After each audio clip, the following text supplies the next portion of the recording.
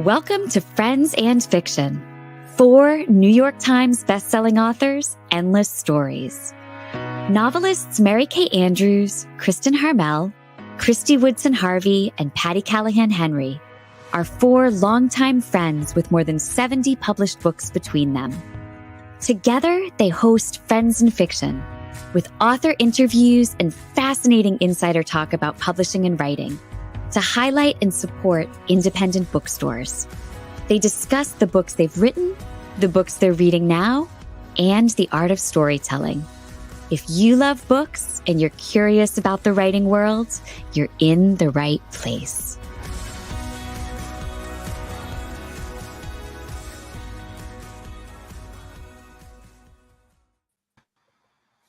Hello, everyone. Welcome to the Friends and Fiction Show. I'm Kristy Woodson Harvey.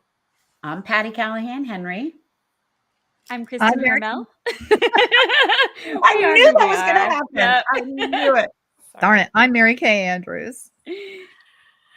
And this is Friends and Fiction, 4 New York Times bestselling authors, endless stories to support indie bookstores, authors, and librarians. On this week's show, we are thrilled to welcome our featured author for the month of April, #1 bestselling phenom Emily Henry, to discuss her new novel, our pick of the month for April, Funny Story. The book is set to be released on April 23rd, and we are so excited to speak with Emily. But first, we have just a quick reminder to check out all the fun things going on in our Friends and Fiction community at friendsandfiction.com.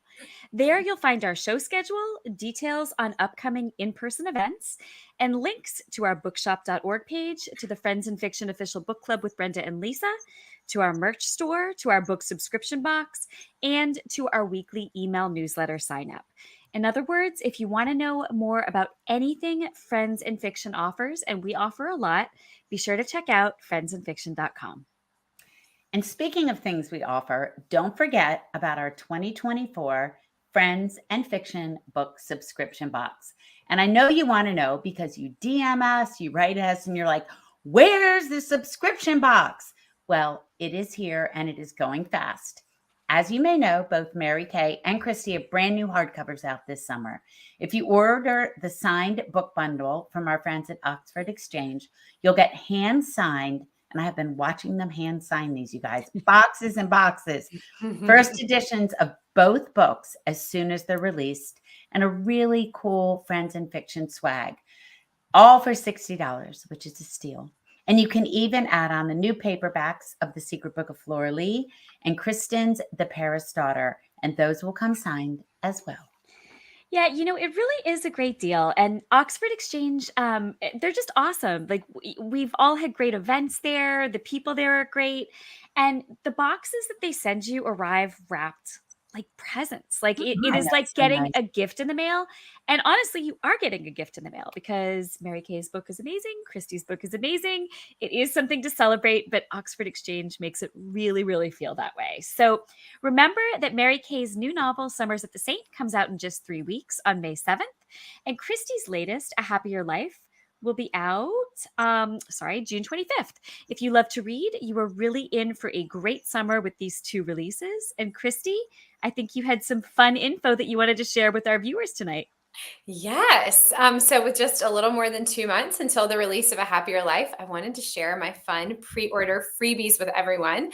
So when you order your copy of A Happier Life from your bookstore of choice, there is a little pre-order freebie form that is, it's on my website. It's pinned to the top of the Friends and Fiction Facebook page and my Facebook page, but you get a signed bookmark and a signed book plate and this cute metal Reading is a Secret to a Happier Life bookmark. And this adorable print that a painting that my artist friend Jeannie McKay Hartman did of Salt, my child. That's you when you first wake up. That's right. I haven't done my hair. But Salt is a really integral part of this novel. So anyway, you can find all that information pinned to my Facebook page or Friends and Fiction. And I'm so grateful for your support and so thrilled to share this new book with all of you so soon. And do not forget our big in-person Friends and Fiction live event happening May 5th in Neptune Beach, Florida. The four of us, plus Meg and Ron and Sean, the AV boy. Yes, you will get to meet him in person. We'll all gather to celebrate the launch of Summers at the Saint at 3 p.m. on Sunday, Cinco de Mayo. So get your tickets before they sell out and come help celebrate my new book because it's going to be mucho funno. Best Sunday fun day ever. Yeah. So mucho funno. before we bring I'm on bilingual. You probably didn't know that. you're really good. Before we bring on our amazing guest, we could not let tonight pass without acknowledging that this week marks 4 years since we started this little experiment called Friends in Fiction. My goodness. Our first show ever was broadcast on April 15th, 2020. And I had saved this bottle to pop on the air, and it popped itself backstage. Unfortunately, it lost its facial parts. So that was good. But I'm glad you don't have a bloody nose for this show. Yeah. And you still have really both bad. eyes. Yeah. Good. Yeah. Yeah. Scary. It went so far, it like shot all the way up, hit the ceiling, and then fell on the floor. It's very scary. Anyway, we want to raise a glass to how far we've come. Maybe not in our champagne opening skills. And we want to raise a glass to all of you, this incredible community of devoted readers who have always been and will always be at the heart of this operation. So cheers to all of you. Cheers, ladies. Cheers. Happy To anniversary. that first show where we were like, I wonder if we should do this. Yeah. Wonder what that would be like. I wonder if I'm I really- should put on real clothes. No, I'll I'm stay really in PJs. sad seeing Same with your Jeremy. champagne flutes because mine got broken. No. Sad. Kristy got us these champagne flutes. What, for our first anniversary? Yeah, say Friends and Oh my Fiction. gosh. Yeah. Yes. Tiffany. Mine is up on my bookshelf. Where did it go? They're Tiffany. Yeah. Sad. Because we're Tiffany chicks. Y'all We're are fancy. We're fancy like that. Yeah. Very fancy. all right. Well, man, what a 4 years it's been. And what a night it's going to be tonight. We have quite a show in store. So let's say hello to our friend and our April featured author of the month, Emily Henry. Is she here?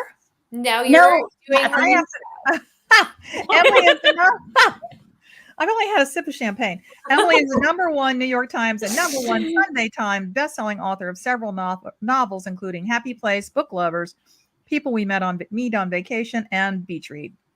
She studied creative writing at Hope College and now spends most of her time in Cincinnati, Ohio, and the part of Kentucky just beneath it.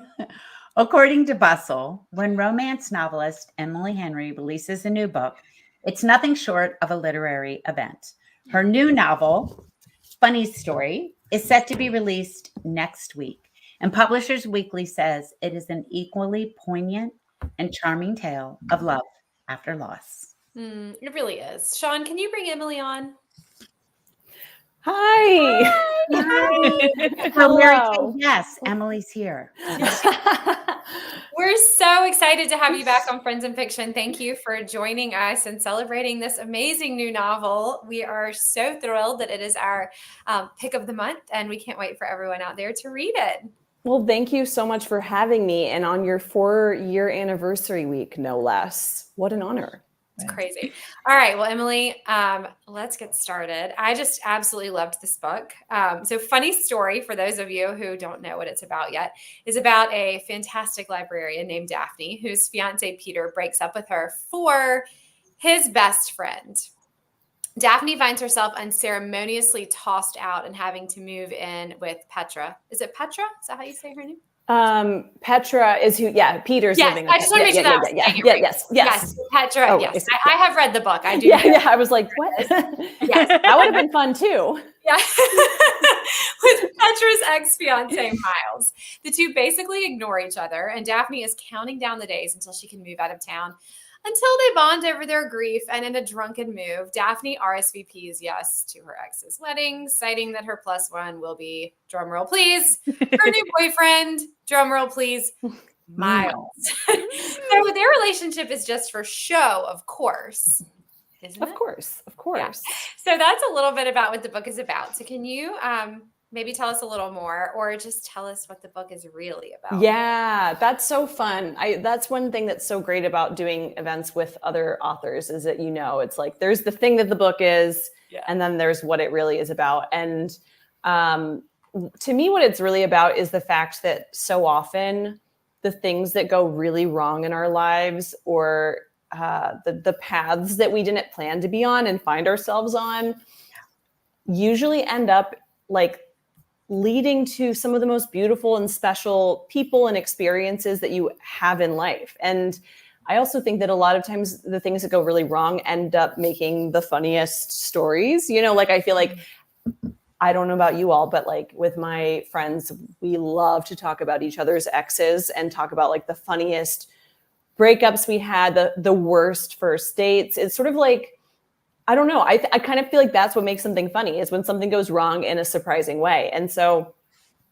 I had just come off of Happy Place, and that, despite its title, was a much heavier book.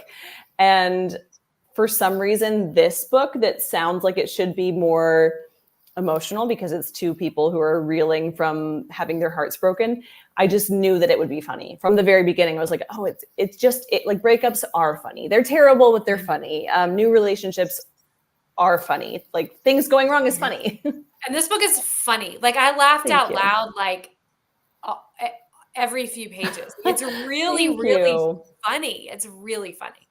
I appreciate it. Name implies. Right. Well, and I know that like after Happy Place, a lot of my readers were sort of like, okay, it's called Funny Story, so probably it's brutally depressing. I was like, no, this one really is a funny story. It really is quite literally a funny story. Well, I wanted to tell everyone out there tonight, I just want to remind you guys, we will be taking live questions for Emily later. So if you have a live question, be sure to drop that on the page, and our lovely Meg Walker will drop some questions in the chat, and we'll get to those in just a little bit. But I get to ask my question first. Patty gets to ask her because I love to talk about where books come from. So when you were working on this book, you wrote to your readers, "Funny story is my personal breath of fresh air." And to quote the great American poet, Taylor Allison Swift, "It was the breeze on my hair, in my hair on the weekend." This is a book about how so many, like you just said, of the best parts of life only happen after everything has just gone to shit. So how the best days are often the ones you didn't plan, and the best stories are sometimes the one you didn't used to be able to tell without crying. So you sum this book up so very well, and I love knowing where stories come from. But is there a way you can kind of, even not thematically, but kind of pinpoint the seed of the very first origin of the story where you thought, I want to write about it? Well, there are a couple, like I always feel like even if you don't make the literal serial killer corkboard, that's still how books end up getting made. It's like all the different things that you're obsessed with or fixated on or thinking about, and then they all come together and they make the book that only those things could make. Yeah. I feel like a lot of times, because I've been writing the same genre now for however 5 books, 4, whatever, however many, I've lost count. I feel like a lot of times my books are sort of responses to themselves. And so my second book, People We Meet on Vacation, was about 2 best friends who have this 12-year-long friendship and fall in love with each other over that course of time and kind of have to wrestle with what that means for their friendship and all of that. But I did feel bad because in that book, there is the male love interest has an on and off serious girlfriend for most of the book. Mm-hmm. And I always kind of wondered, what happens to her? And Daphne in Funny Story is not that character. They're very different, but there are some similarities between the two of them. And so I think as soon as I wrote that best friends to lovers story, I knew that there was going to be a story someday about the woman who gets dumped, about the woman who's had to watch her boyfriend insist that he's just friends with this person for years. And now she's like the love of his life and they're together and they're going to get married and be happy and have babies and all of that. So I knew it would be fun to play with that flip side. And I also feel like I I really like to approach my writing so that nobody's a villain, even if people are doing bad things. I like to see those as like full characters. And so even Peter and Petra, like in this book, the two exes who are now together, you know, like you probably are going to get really frustrated with them, but they have their own lives going on. They're figuring out their own stuff. They didn't set out to hurt these people, but they have hurt them. And yeah, so I think that was part of it. And that had been kind of percolating in my mind for a couple of years. And then I just had this image of an apartment, a tiny apartment stuffed with wedding stuff for a wedding that wasn't going to happen. Ooh. And so that was kind of like when the book became a book. Yeah. Awesome. So I just love that a book grew out of a book, because I think it happened to all of us, and not a sequel, not even using the same characters, but like the seed of something we didn't use in the previous book. Like, I'm going to take it over here. Yeah. This can be something entirely different. I love that. I love when that happens. Yeah. So Emily, the fake dating trope is so much fun to read on the page, and you take us on quite the adventure with quiet, somewhat socially awkward Daphne and winery bartender Miles. What inspired these characters? Ooh, well, I don't know about you guys, but I do feel like for almost every main character that I write, I'm taking some piece of myself and then building a full separate person around that kind of. And with Daphne specifically, I think she has this, like, even though she's quiet and reserved, she also has this sort of she's got sort of sharp edges or like rough corners or something.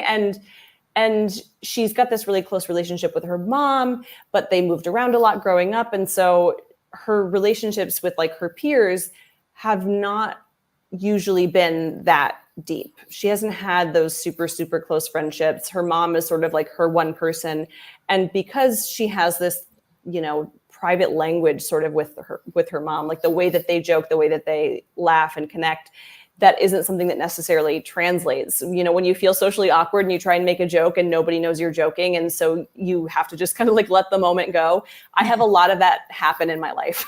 So Daphne sort of got built around that whole concept of like, nobody knows when you're like just feeling like nobody totally gets you, and you're not totally sure how to get to the other side of that to make friends. And I think, you know, it's so hard to make friends as an adult. It's so hard. And that's a huge part of this book too, because for Daphne, you know, she had built so much of her life around this romantic relationship. So if that romantic relationship collapses, there go like all of her friends that she was hanging out with, like the couples that they would vacation with. There go all of the favorite restaurants that she's not going to want to go to anymore. And she's like living in his hometown. So she's starting over from scratch. And that is so scary. And I've seen, just like being in my 30s and knowing how hard it is to make new friends. That was something I was really excited to write about, because I think it's something that we can all relate to. Like it is so, like, for some reason as a kid, you know, up through college, you get kind of thrown together with people and you find common ground. But as an adult, it's just so much harder. Yeah, I think we've all moved. We've all, four of us, I think, moved as adults to new places and found the struggle. I mean, Patti did it. I did it. Kristy's done it. Kristin has done it. Oh my gosh. It's so hard. It's so hard. We totally get your humor, so you can call us. Yeah, exactly. Yes, it's nice. It's nice to be understood. Daphne would be happy. Yeah. It's hard to find someone to go to lunch with. Yeah, it is. It is. Yeah. I don't know. And I think like the other thing is, so Daphne is, I believe, I could be misremembering, but I think she's 33. And there are a couple of side characters who get kind of pulled in, who are the people she's building friendships with other than Miles. And one of them is a 23-year-old woman, and one of them is a 43-year-old woman.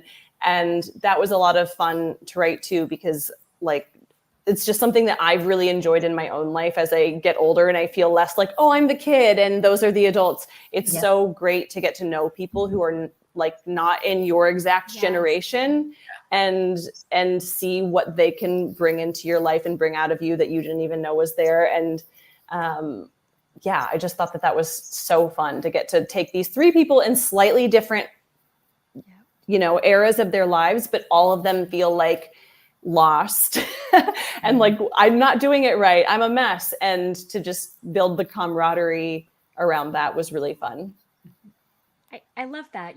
Age feels so important when we're younger, but I think feeling that we have these things in common can bring us together when we're older. Like the four of us are the best of friends, but we're all different ages. I mean, when Like we started generations. yeah.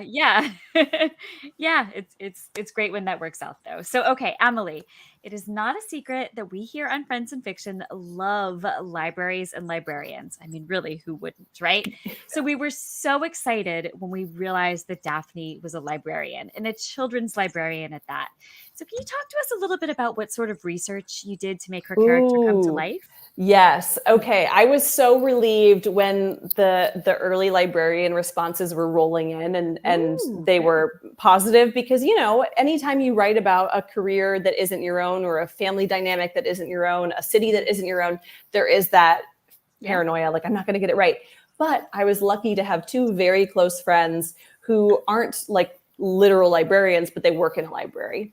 And so they were like my direct line. And I told them, I kind of want to hear about like the funniest, weirdest things that happen at your job, because they would always tell me these things anyway. But I told them, like, for my book, I want you to text me. And it's amazing because they still do.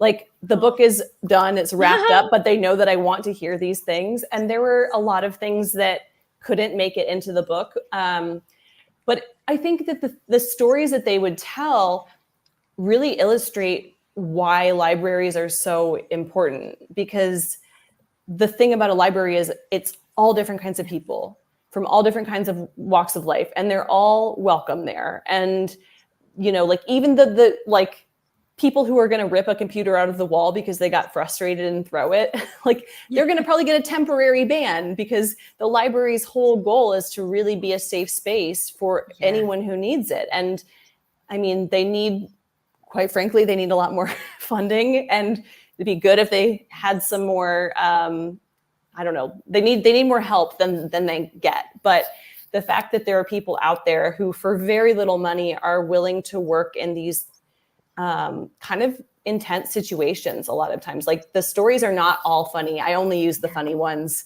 for the book, but it really is like the epicenter of society. It really is like, and I mean, you guys, you're passionate about libraries. I'm passionate about libraries. I often say that I like kind of can't believe that America still has them because we're so like hesitant to like pay for anything that isn't like specifically for us. And libraries are just, I don't know, they belong to everyone, and they're so important to me. They're sanctuaries. They're right? sanctuaries. They're everything. I mean, there's social services that are run through libraries. There's like, people who the only like human interaction they're getting is at the library, and like weird kooky things happen, but it's like, it's just humanity. It's the best and worst. It's everything. And I think that's like so beautiful, but also you get to hear funny stories about like one of my friend's favorite, what do they call them? Patrons. One of her favorite patrons really does always like bring wild animals into the library. He has this soft heart, and he'll find the like injured bird and he'll bring it into the library, and they have to be like, okay, well, you actually can't have him in here, but we'll help. Did you want us to call someone and call a veterinarian for you, whatever. It's just very, it's sweet. It's sweet. I love libraries. That's all. Well, that actually leads perfectly to one of the live questions that we spotted that came in from Carrie Soderman, who said, did libraries and librarians contribute to your love of reading and writing? For sure. I remember, I don't know what library it was, but I have a very clear image in my head of the first time I went to a library. Or the first time I remember, I guess. I probably went when I was younger. But once I could actually read, I remember going on a school field trip where they took us all in probably first grade to get library cards. And I was stacking up books, and I was like, well, what's the limit? And they were like, well, there's no limit. You can take out as many books as you want. And I was like, wait, what? Like, could not believe it. It felt so magical then. And that's why I'm saying it blows my mind that we still have access to this beautiful, pure thing that's just so unselfish. And so just good at its core. The idea that if you want information, it's there for you. If you want stories, they're there for you. You might have to wait several months to get the book that you're really excited about. But yeah, I just think that's so, I remember being mind blown. And then I was totally a library kid growing up. My parents were voracious readers. And so we were really not like books as keepsake people. It was like the content is what matters. The books are just what holds the story. And yeah. And so now I'm really still not precious about my books. And I think the way that I handle them probably would really upset some people, but I'm just not, I'm like break the spine, face down, dog ear the page, all of that. Because in my mind, I'm like, well, the book is just a little house for the story. I don't know. Yeah, I love that. A little house for the story. Yeah. Well, and I feel like when you're a kid getting library books, all of them have like schmutz on them. They're already in such bad shape that you're just like, what am I going to treat this? Like it's a tiara. Like it's falling apart. So that probably, I don't know. Maybe some of it was that. Yeah, all we have to do is keep libraries going and keep censors away from them. Yeah, exactly. Let information be free and available. Yeah, definitely. All of our publishers, by the way, have joined in a lawsuit. Amazing. Yeah.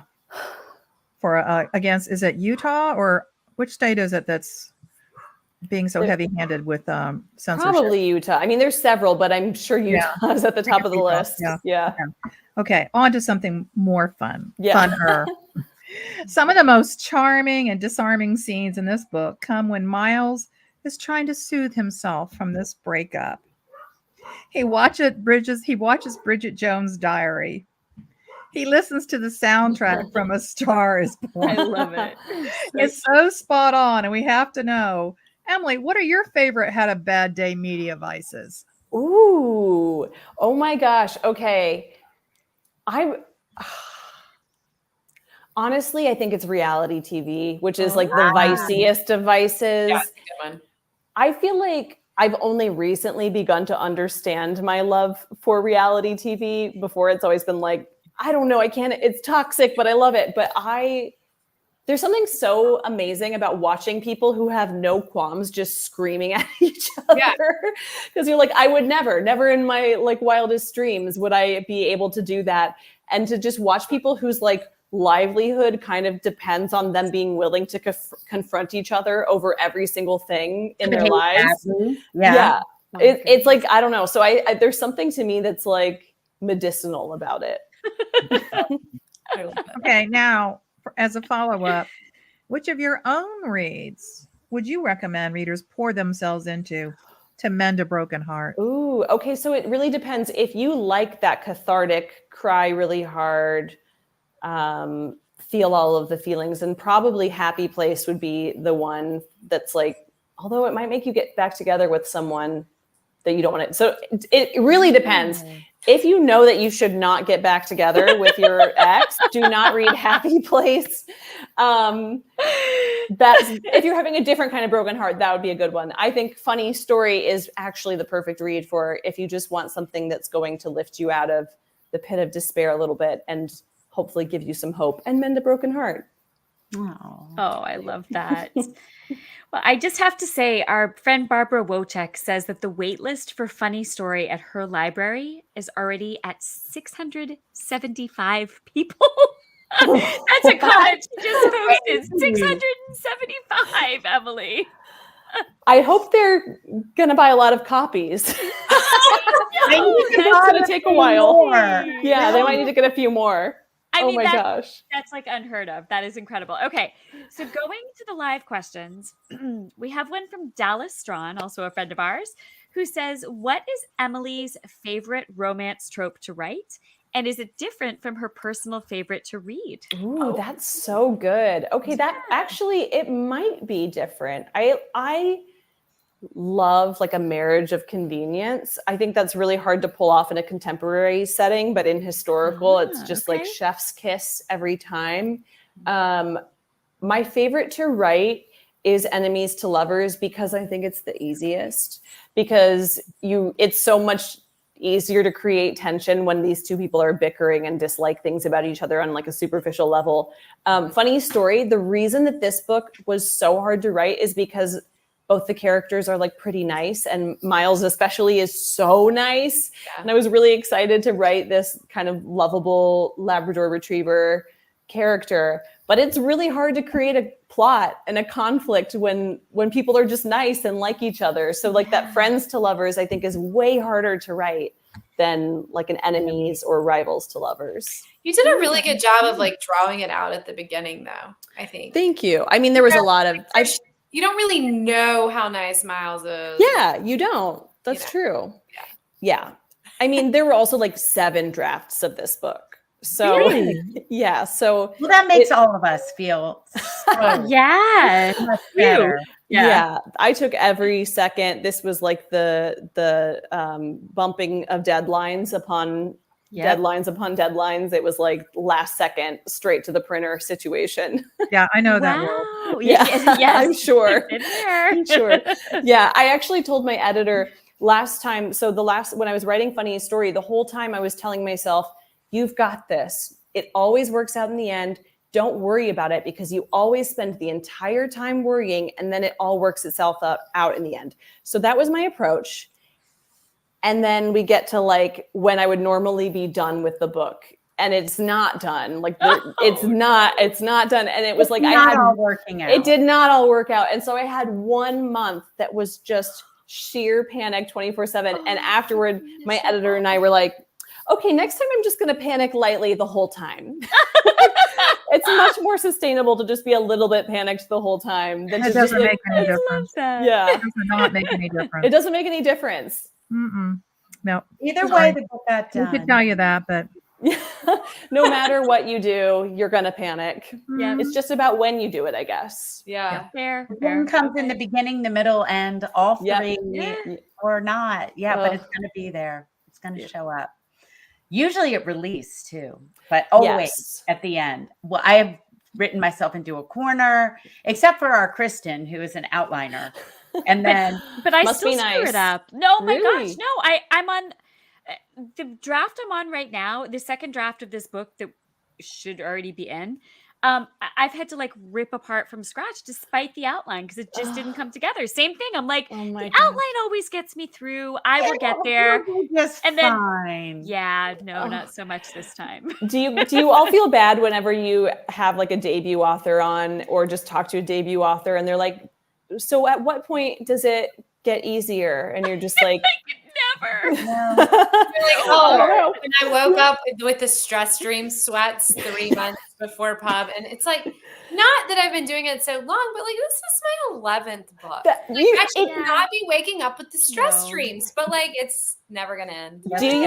Does anyone here have the Goodreads stress dream where it's literally like you're in between sleep and awake and you're reading an imaginary Goodreads review, and then you wake up and are like, was that a real Goodreads review that I read? No, but thanks. Now I'm going to have it. I'm so sorry. Into all our unconscious. I was not going to tell y'all this on air, but mine last night was that I woke up and then my book had gone to print, and then my publisher had decided to change the back cover copy, but like it was not about the book. Like it was like, it had nothing to, I was like, but this isn't my book. And they were like, oh, we're sorry. Like the book's already gone to print. And I'm like, what? Oh my gosh.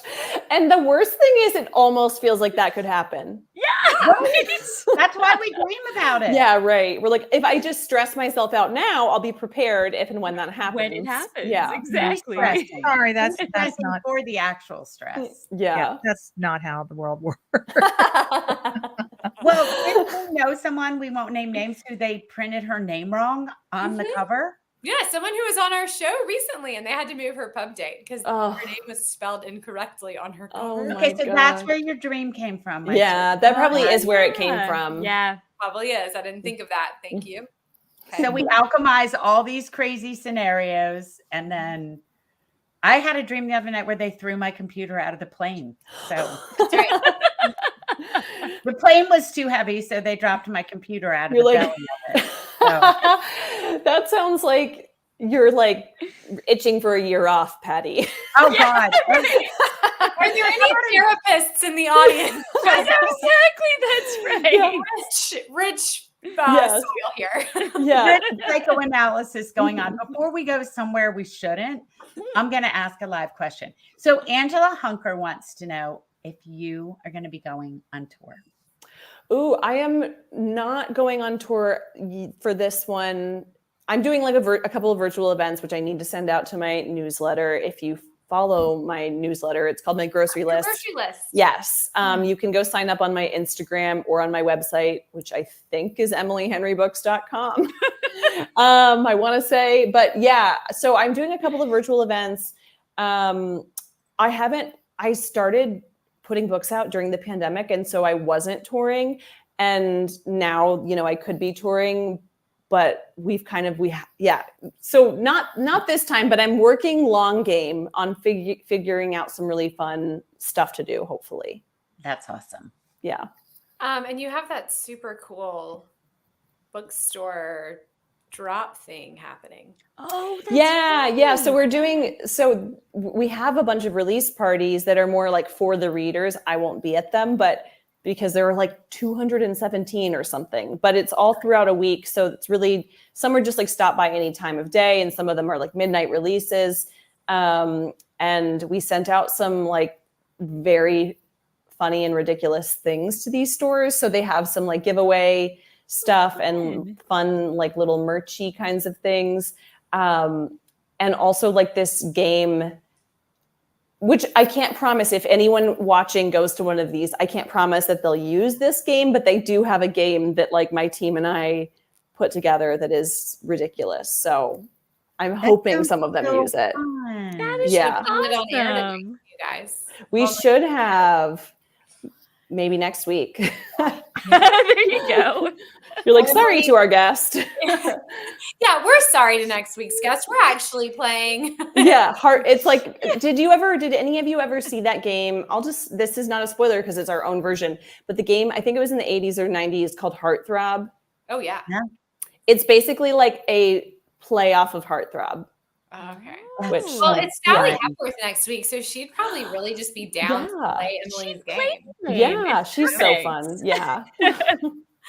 Okay, so Emily, we have to ask you about this. So last year you achieved something that I think has to be on a lot of bucket lists. You were one of the Time Next 100. So we need to know all about this. I want to know about the memo you found out, and the photo shoots, and the parties, and most of all, the clothes. Oh my gosh. Okay. Yes. So when I found out, I was shocked. I was shocked. And you don't know who else is on the list. You don't know, for a while, you don't know like who wrote your little write-up, which later I got to read my write-up, and it was Taylor Jenkins Reid who wrote it. And it was like so beautiful. I actually have a framed copy of it sitting over there waiting to be hung. Yes. So that was like really surreal and wild and weird. And then part of the stipulation of me being on the list was like, but you have to come to the party. And I was like, okay, twist my arm. Also got COVID at that party. So yes, but worth it. I was going to say, it's probably worth it. Yes, it was worth it. And it was very mild. But yeah, so it was basically like, I don't remember how long the lead up was, but I knew for quite a while. And so I started looking for clothes to wear. And I started trying to hire a stylist because I was like, I live in Ohio. I don't know how to do this. Could not get a stylist to reply to me. And I was like, okay, backup plan, the group chat. So that was that. They were my stylists, and there were a lot of clothes bought and returned after sending pictures to them. And and finally they approved a look. They told me how to do my hair. They sent me samples of how I should ask the makeup artist to do my makeup. They made it easy on me. Wow. Yeah. And it was a really cool, magical night. It was intense. I had never done like a red carpet. And the very first thing when you walk in is the red carpet. And you can just see the terror in my eyes in every single picture. It's like Getty Images, like just, I look like I am maybe going to the bathroom in my dress. Like really genuinely look so afraid and like a little bit I think you look fabulous, and that's completely thank you. untrue. Thank you. No, I mean, the dress did the heavy lifting, but yeah, it was shocking to just be in that environment because it's like they just tell the photographers your name because obviously none of these people know who I am. So they tell them her name's Emily. So then as you're walking, they're just all screaming, Emily, Emily, look here, look here, look here, look here, look here. And I didn't look anywhere. I just froze in terror. And then I also should have realized, but again, from Ohio, nobody goes to things on time. I didn't know that. So I was there on time. So then I get into this huge empty room with like, club lights atmosphere. And I'm looking around and the only other people who are there are the time employees who are all like, they're there with their coworkers. So they're just kind of like hanging out and talking. And I'm like, oh my God, what do I do? I thought that this would be different. And so for like 15 minutes, I just kind of walked around this room. It was like, I'm not going to get on my phone. I want to stay engaged. And then I decided like the first person who walks in the room alone, I'll just go up and start talking to them. And then this tall, beautiful woman with finger waves and this like painted look jumpsuit walked in the door. I went up and introduced myself, and it turned out that she was, as she calls herself, a heretic economist. And she is fighting the good fight as far as the fact that our inflation right now is like totally manufactured. To go very off topic, she was just explaining to me that our inflation is actually the product of greed right now, and that there isn't a real reason for our inflation. And she's like, everybody in my industry hates me because I'm saying we should change the way that things work. But she was amazing, and she was my buddy for the night and met so many incredible people. Worst imposter syndrome of my life, but also just a beautiful, beautiful, hopeful night, That's awesome. What a great experience. I recommend it. I recommend it. If they tell you to do this, go do it. Just don't show up on time. I'm just going to nominate myself and see how that goes. Yeah. I'll nominate you. I'll throw in a vote. Why not? I remember, this is funny that you said that because I was at the Simon & Schuster had their party. They had a party for the centennial last week. And I was on time, North Carolina. I was on time. Yeah. And there were a lot of people there when I got there, but there were so many people that I talked to that like walked in late and they were like, what is happening? The party only started an hour ago. What are all these people doing here? It was like they were just shocked. I'm like, well, it's probably because we're all from like out of town. Yes, we're not from New York. We just arrive on time because we're, so podunk that we don't know to arrive. When this party is 6 p.m. Yes. Well, and you're like, ooh, thank God it's 6 p.m. That means I could be in jammies by 9:30. Yeah, they're not even showing up till then. Yes, exactly. Yeah. So great. Well, Emily, if you would stick around, we have one more question for you at the end. But first, a few quick reminders to our listeners and viewers out there. So for all of you watching and listening, we highly encourage you to rush out and buy your copies of Funny Story. The perfect place to do that is in the Friends and Fiction shop on bookshop.org. You'll be getting it at a discount and helping to fund our show, all while supporting our guests and our beloved independent booksellers nationwide. We also want to remind you to follow us on Instagram and join our Facebook group, which is nearly 250,000 members strong. We are this close to 250,000. Yeah. Tell your friends. Tell your friends to join. Right. When you visit friendsandfiction.com, you can stay abreast of upcoming Friends and Fiction show guests, in-person events, shop our merch store, order our book subscription box, and sign up for our weekly email newsletter, which is chock full of bonus content. Speaking of bonus content, I just have to say, the interview that we recorded with Emily backstage, you're not going to want to miss it. That's all I'm going to say. I don't think I've laughed that hard. I was going to say, I kept having to touch my cheeks because they were hurting. Like, it was fire, as my granddaughter would say. It was fire.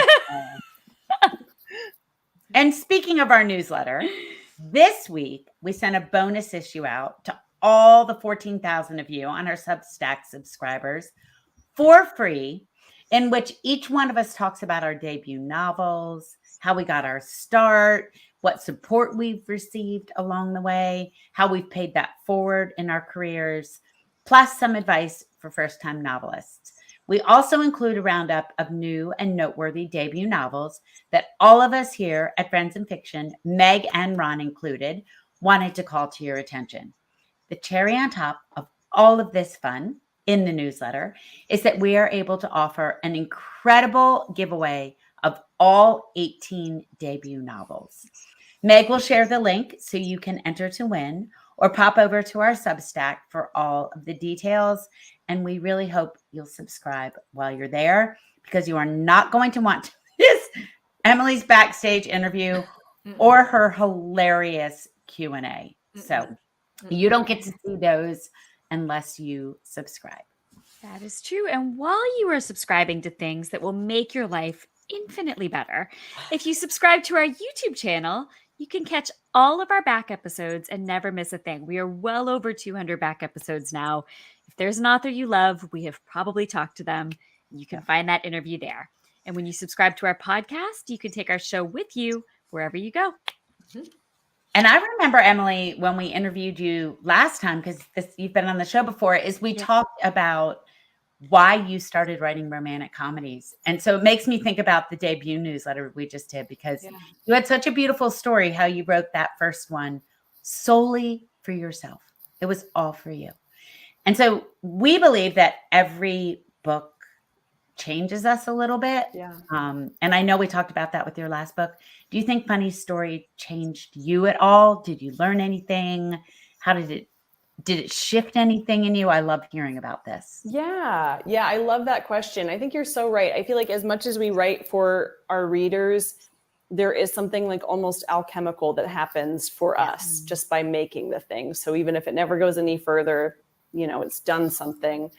I'm sure that there are a lot of ways that this book has changed me that I don't even know of yet. But the one thing that comes to mind is I think it's made me want to embrace change, which change has always been so hard for me. I don't like it, but it was just a good reminder that, there's so much unexpected goodness on the other side of any change, and you have to be open to that.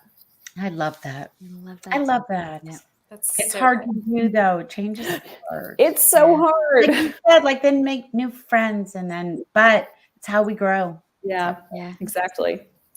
Well, Emily, you have been such an incredible guest, as we knew you would be. Thank you for coming on Friends in Fiction again and for sharing all the behind the scenes scoop on Funny Story. It was such a pleasure speaking with you, and we're just grateful for all that you do, and we love your books, and we know this one's going to be just a huge smashing success, and we can't wait to watch from the sidelines.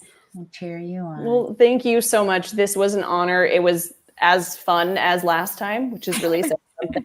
You remain kind of like my favorite little book friendship that I just want to infiltrate. Anytime. You're in. You're done. Bring your outfit from the time party, and you're in. That's right. And I'll be there on time. Ohio time is an hour early. Yeah, right. Exactly. If not, it's just rude. Yeah, it is. So everyone, be sure to tune in next week when Kristin and I will welcome Sally Hepworth to discuss her upcoming novel, Darling Girls. That show will air on the Friends in Fiction Facebook page and YouTube channel on Wednesday, April 24th at 7 p.m. Eastern, and it will be posted to our podcast for your listening pleasure on Friday, April 26th. Thanks to all of you out there for being with us. We'll see you next time, and hopefully we'll see you right now in just a second in our after show. And we really hope to see you in person in Neptune Beach, Florida in just a few weeks. So good night, everyone. Good night, everyone. Good night, Thanks, Emily. Here's Emily. Thank you. Thank you for tuning in. You can join us every week on Facebook or YouTube, where our live show airs on Wednesday nights at 7 p.m. Eastern Time. Also, subscribe to our podcast and follow us on Instagram. We're so glad you're here.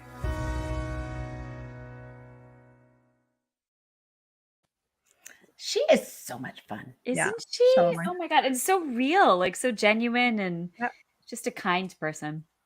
She was a great guest. Yep. I loved the book too. I really did. It was, it sounds redundant, but it was so funny. It just was funny. They had such a good, I love a good, witty banter in a rom-com, and they just.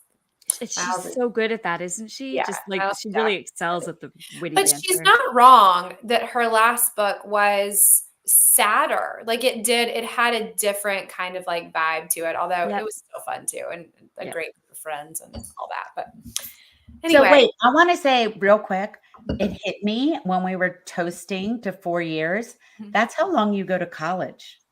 Oh my I God. thought that's about that weird. this morning, Patty. I was We like, have been like college roommates for 4 years. years. Like the That's most formative years of your life. Like, yes.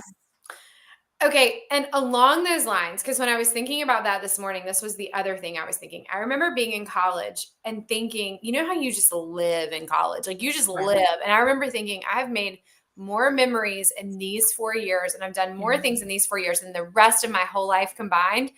We have made a lot of friends in fiction. I mean, think about it. Yes. I mean, all of the events we've done together, all of the amazing guests that we've All had. of, yes, all of the planning and the talking and the crying and the laughing and the And the And text it's chains. like all the Friends in Fiction members are like our college classmates. Like we're the I 4 roomies, know. and they're like our greater college community. I love it.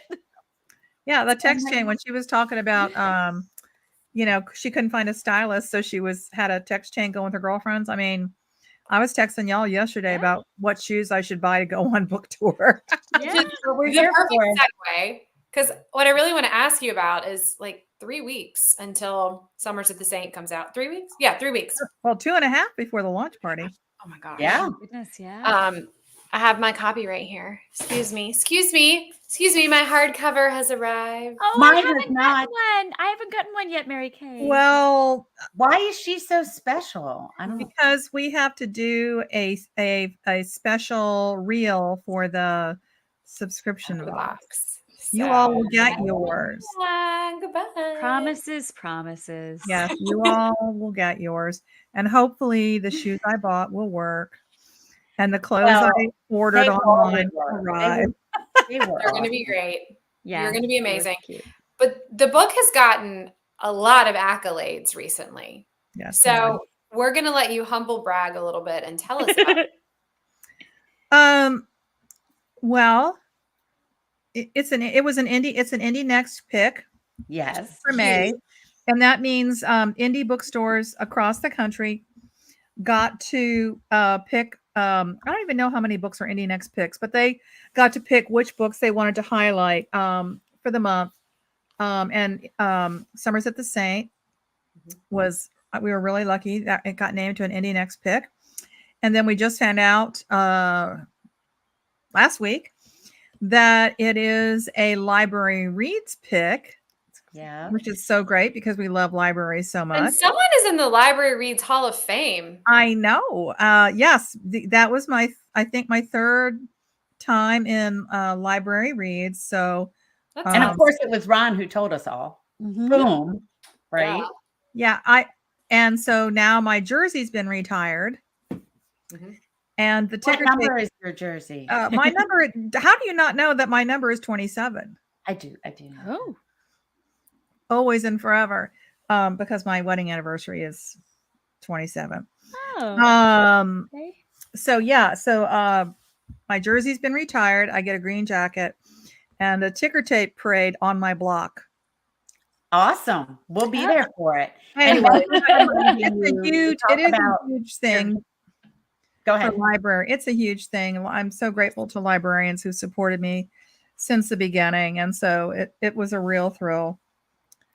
And then Meg says I should talk about I've had 3 great they're book trade magazines. So Publishers Weekly was a starred review in PW.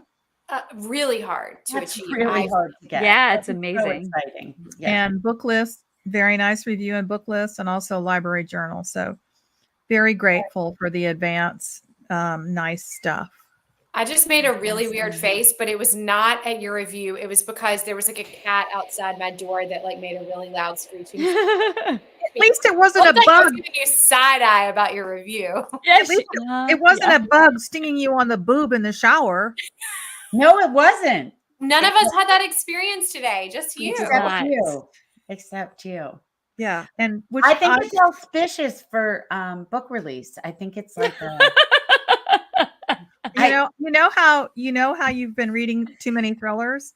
When as soon as that happens, you start conjuring up a story. About how to kill someone with a bug in the shower? Yeah. Okay. Obviously. You can't, you're in the, How I have a else? glass door shower stall. The perfect You crime. can't, the bug stings you.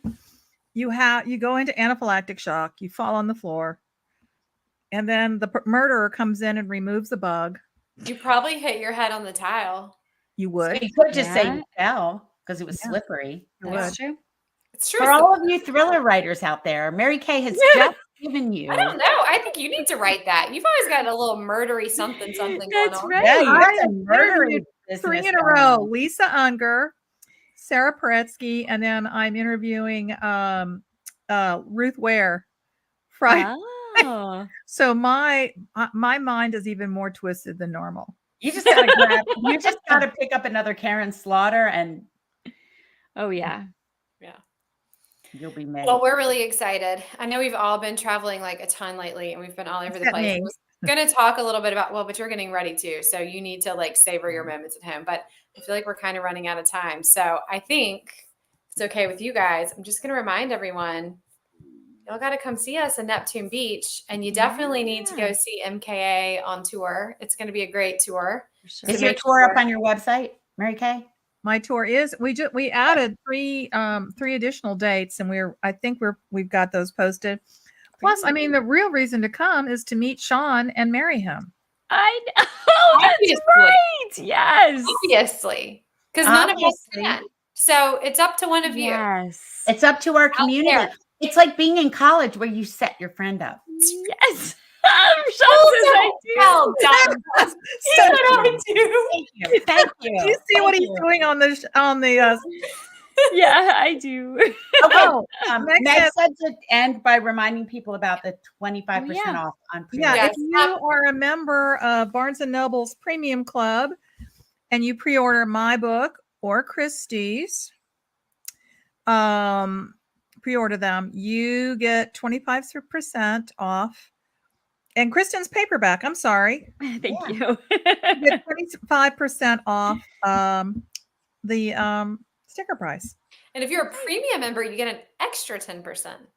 I didn't know that. The books are basically free. They're giving the books away, is more what's or happening. less. They're basically free. Yes. It would be silly not to order the books. So It would be frivolous. It would be frivolous. frivolous not to. Completely. You can all take your huge tax refund and Yes. spend it on books. Sure, we all There got you one of those. When you said that, Salt made this like, I have the doors closed and he made this like groaning sound. Like, Like taxes. How I feel about No. taxes too, Salt. Yes. Oh my I feel gosh. you. All right. What Well, a really fun night. Really fun night. yeah.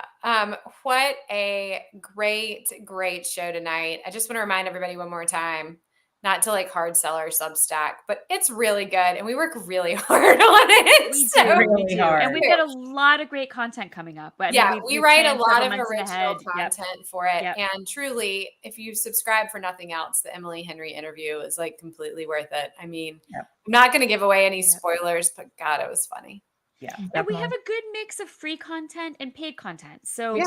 subscribe to the free newsletter. And then Yep. if you decide you like that, consider upgrading to the paid. But there's just lots of information there, lots of content, lots of behind the scenes stuff, I think. And if you aren't subscribed to our free newsletter, we also talk every single week, like the four of us, we talk about what's going on and where we're going and what we're doing and what we're reading and What events we have when Yep. we're going to be together, as in Cinco de Mayo in Neptune Beach. I cannot wait to show you what you all will be wearing.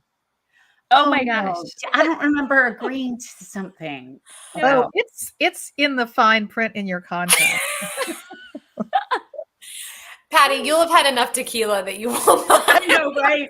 It'll be Cinco de Mayo. Like after the margarita, she's going to give me like, Woo woo! I don't know, like a sombrero or something. And I can't wait. Okay. Love you all. We love you all out there so much. Thank you for 4 fabulous, indescribable life-changing years. years. Yeah. It's been Yes, thank you all so Life much. changing. I think we need one more toast and then we'll go to bed. okay. What are you guys I'm going to Cheers, dinner. I'm going to Go to Thomas. dinner. Go to Thomas dinner. fixing dinner. Cheers, He's fixing me guys. something. Happy night, Laura. Okay. Good night, you guys. night, Bye. everybody. Good night, you Happy guys. 4 years. Happy 4th.